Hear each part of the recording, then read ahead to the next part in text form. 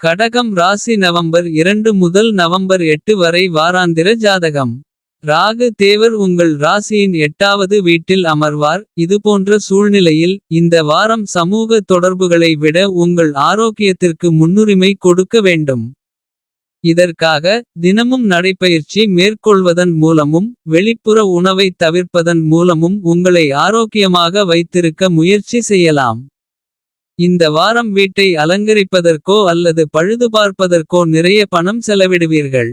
இதை நீங்கள் ஆரம்பத்தில் உணராமல் இருக்கலாம். ஆனால் இந்த செலவு உங்கள் வருங்காலத்தில் நிதி நெருக்கடியை உருவாக்குவதற்கான முக்கிய காரணமாக வெளிப்படும். இந்த வாரம் வீட்டின் குழந்தைகள் தங்கள் சாதனைகளைப் பற்றி உங்களை பெருமைப்பட வைப்பார்கள். இதன் காரணமாக நீங்கள் கொஞ்சம் உணர்ச்சிவசப்படுவீர்கள். அத்தகைய சூழ்நிலையில் உங்கள் உணர்வுகளை மறைப்பதற்கு பதிலாக அவற்றை உறுப்பினர்கள் முன் வெளிப்படுத்த முயற்சி செய்யுங்கள். மேலும் குழந்தைகளைப் புகழ்வதை தடுக்காதீர்கள்.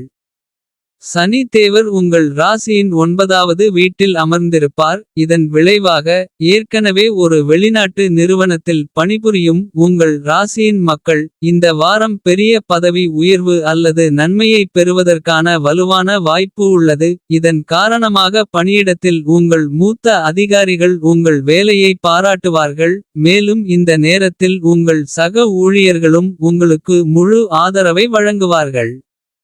உங்கள் ராசியின் மாணவர்கள் ஏதேனும் போட்டித் தேர்வில் பங்கேற்று அதில் வெற்றி பெற விரும்பினால். இந்த நேரத்தில் அவர்களின் தைரியம் மற்றும் தன்னம்பிக்கையின் பலத்தால் முழு வெற்றியை பெற முடியும்.